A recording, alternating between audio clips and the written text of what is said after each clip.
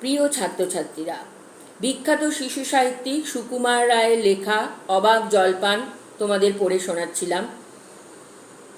দ্বিতীয় দৃশ্য শুরু করব।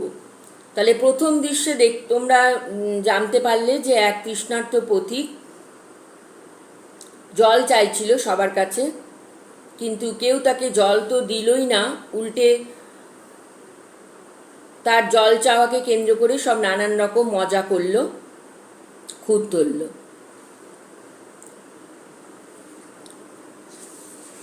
শেষে পথিক অনেকের কাছে জল চাওয়ার পরে এক খোকার কাছে জল চাওয়াতে খোকার মামা বেরিয়ে এলো এবং পথিককে ঘরের ভিতরে নিয়ে গেল। সেই ঘর নানা রকম যন্ত্র নকশা, রাশি রাশি বই ইত্যাদিতে সজ্জিত। মামা কি বলছিলেন? জলের কথা জিজ্ঞেস করছিলেন না? পথিক: আজ্ঞে হ্যাঁ, সেই সকাল থেকে হাঁটতে হাঁটতে আসছি। মামা: আহা, কি উৎসাহ, কি আগ্রহ, শুনেও সুখ হয়। এই রকম জানবার আকাঙ্ক্ষা কজনের আছে বলুন তো? বসুন বসুন, কতগুলো ছবি আর বই আর এক টুকরো খড়ি বাহির করিয়া।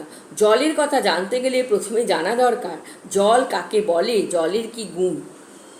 পথিক: আজ্ঞে একটু খাওয়ার জল যদি। মামা: আসছে, ব্যস্ত হবেন না, একে একে সব কথা আসবে। জল হচ্ছে 2 ভাগ হাইড্রোজেন আর 1 ভাগ অক্সিজেন। মামা বোর্ডে খড়ি দিয়েছিলেন H2+O = H2O। পথিক: এই মাটি করেছে। মামা: বুঝলেন, রাসায়নিক প্রক্রিয়া জলকে বিশ্লেষণ করলে হয় হাইড্রোজেন আর অক্সিজেন, আর হাইড্রোজেন আর অক্সিজেনের রাসায়নিক সংযোগ হলেই হবে জল। শুনছেন তো?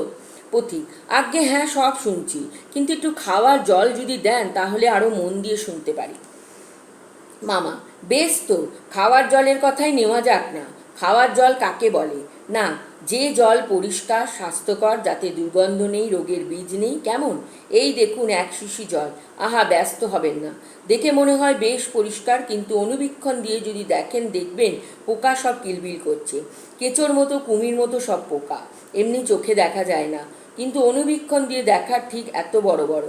এই বোতলের মধ্যে দেখুন ও বাড়ির পুকুরের জল, আমি এইমাত্র পরীক্ষা করে দেখলুম, ওর মধ্যে রোগের বীজ সব গিজগিজ করছে।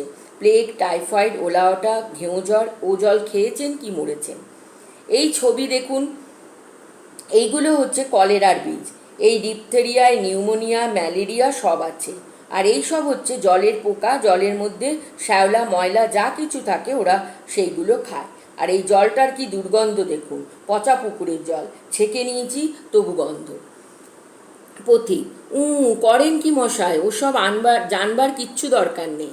মামা: খুব দরকার আছে, এসব জানতে হয়, অত্যন্ত দরকারি কথা। পথিক: হোক দরকারি, আমি জানতে চাই না, এখন আমার সময় নেই। মামা: এই তো জানবার সময়, আর 2 দিন বাদে যখন বুড়ো হয়ে মরতে বসবেন তখন জেনে লাভ কি? জলে কি কি দোষ থাকে, কি করে সেসব ধরতে হয়, কি করে তার শোধন হয়, এসব কি জানবার মতো কথা নয়? এই যে নদীর জল সব সমুদ্রে যাচ্ছে, সমুদ্রের জল বাষ্প হয়ে উঠছে, মেঘ হচ্ছে, বৃষ্টি পড়ছে, এরকম কেন হয়, কিসে হয়, তাও তো জানা দরকার। পথিক: দেখুন মশাই, কি করে যে কথাটা আপনার মাথায় ঢোকাবো তা তো ভেবে পাইনি। বলি, বারবার করে যে বলছি, তেষ্টায় গলা শুকিয়ে কাঠ হয়ে গেল, সেটা তো কেউ কানে নিচ্ছেন না দেখি। একটা লোক তেষ্টায় জল জল করছে, তবু জল খেতে পায় না, এরকম কোথাও শুনেছেন?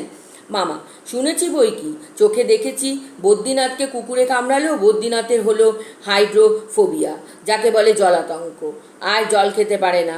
যেই জল খেতে যায় অমনি গলায় খিঁচ ধরে যায়, মহা মুশকিল। শেষটায় ওঝা ডেকে ধূত্র দিয়ে ওষুধ মেখে খাওয়ালো, মন্ত্র চালিয়ে বীজ ছাড়ালো, তারপর সে জল খেয়ে বাঁচল। এরকমও হয়। পথিক: না, এদের সঙ্গে আর পেরে ওঠা গেল না। কেনই বা মরতে এসেছিলাম এখানে? বলি মশাই, আপনার এখানে নোংরা জল আর দুর্গন্ধ জল ছাড়া ভালো খাঁটি জল কিছু নেই? মামা: আছে বই কি, এই দেখুন না, বোতল ভরা টাটকা খাঁটি ডিস্টিল ওয়াটার, যাকে বলে পরিশ্রুত জল। বড় সবুজ একটি বোতল আনিয়া মামা পথিককে দেখাইলেন। পথিক ব্যস্ত হইয়া: এ জল কি খায়? মামা: না, ও জল খায় না, ওতে তো স্বাদ নেই, একেবারে বোবা জল কিনা এইমাত্র তৈরি করে আনলো, এখনো গরম রয়েছে। পথিকের হতাশ ভাব। বোবা জল মানে পরিশ্রুত জল, ফুটিয়ে বিশুদ্ধ করা হয়, এতে স্বাদ থাকে না। তারপর যা বলছিলুম শুনুন। এই যে দেখছেন গন্ধওয়ালা নোংরা জল, এর মধ্যে দেখুন এই গোলাপি জল ঢেলে দিলুম, ব্যাস গোলাপি রং উড়ে সাদা হয়ে গেল। দেখলেন তো? পথিক: না মশাই, কিচ্ছু দেখিনি, কিচ্ছু বুঝতে পারিনি, কিচ্ছু মানি না, ওসব কিছু বিশ্বাস করি না। মামা: কি বললেন? আমার কথা বিশ্বাস করেন না? পথিক: না, করি না। আমি যা চাই তা যতক্ষণ না দেখাতে না পারবেন ততক্ষণ কিচ্ছু শুনবো না, কিচ্ছু বিশ্বাস করব না। মামা: বটে, কোনটা দেখতে চান একবার বলুন দেখি, আমি চোখে আঙুল দিয়ে দেখিয়ে দিচ্ছি। পথিক: তাহলে দেখান দেখি, সাদা খাঁটি চমৎকার এক গ্লাস খাওয়ার জল নিয়ে দেখান দেখি, যাতে গন্ধ পোকা নেই, কলেরার পোকা নেই, ময়লা টয়লা কিচ্ছু নেই, তা নিয়ে পরীক্ষা করে দেখান দেখি। খুব বড় এক গ্লাস ভর্তি জল নিয়ে দেখান তো। মামা: এক্ষুনি দেখিয়ে দিচ্ছি। ওরে ট্যাপা, দৌড়ে আমার কুজো থেকে এক গ্লাস জল নিয়ে আয় তো। পাশের ঘরে দুপদাপ শব্দে খোকার দৌড়। নিয়ে আসুক, তারপর দেখিয়ে দিচ্ছি ওই জলের কী রকম হয় আর এই নোংরা জলে কী রকম তফাৎ হয়, সব আমি এক্সপেরিমেন্ট করে দেখিয়ে দিচ্ছি। জল লইয়া ট্যাপার প্রবেশ। রাখো, এইখানে রাখ। জল রাখিবা মাত্র পথিকের আক্রমণ। মামার হাত হইতে জল কাড়িয়া এক নিঃশ্বাসে চুমুক দিয়া শেষ করা। পথিক: বাঁচা গেল। মামা: চটিয়া, এটা কীরকম হলো মশাই? পথিক: পরীক্ষা হলো, এক্সপেরিমেন্ট। এবার আপনি নোংরা জলটা একবার খেয়ে দেখান তো কীরকম হয়। মামা ভীষণ রাগিয়া: কি বললেন?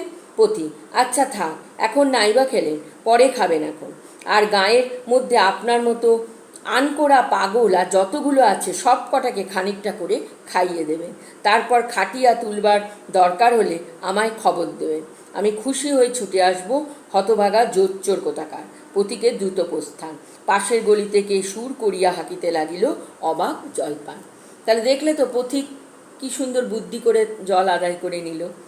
খুব সুন্দর গল্প, প্রত্যেকে পড়বে। আমাদের এই বর্তমান যুগ বড় জটিল, যান্ত্রিক, সমস্যাবহুল। টিকে থাকার লড়াইয়ে আমরা প্রত্যেকে যেন ক্লান্ত। সেই সময় কিন্তু এই গল্পগুলোই আমাদের পারে আনন্দ দিতে, আমাদের ক্লান্তি দূর করতে, আমাদের চিন্তামুক্ত করতে। সেই জন্য এই সুন্দর সুন্দর লেখাগুলো কিন্তু বাংলা সাহিত্যে অনেক আছে এরকম। এগুলো অবসর সময়ে তোমরা অবশ্যই পড়বে, দেখবে যে খুব ভালো লাগবে, তোমাদের মনও সবার ভালো থাকবে। তাহলে এই ভিডিওটা এখানে শেষ করব। ভিডিওটা ভালো লাগলে লাইক করে দিও, আর এই রকম আরও ভিডিও পেতে আমার সঙ্গে থেকো। সবাই সুস্থ থেকো, ভালো থেকো।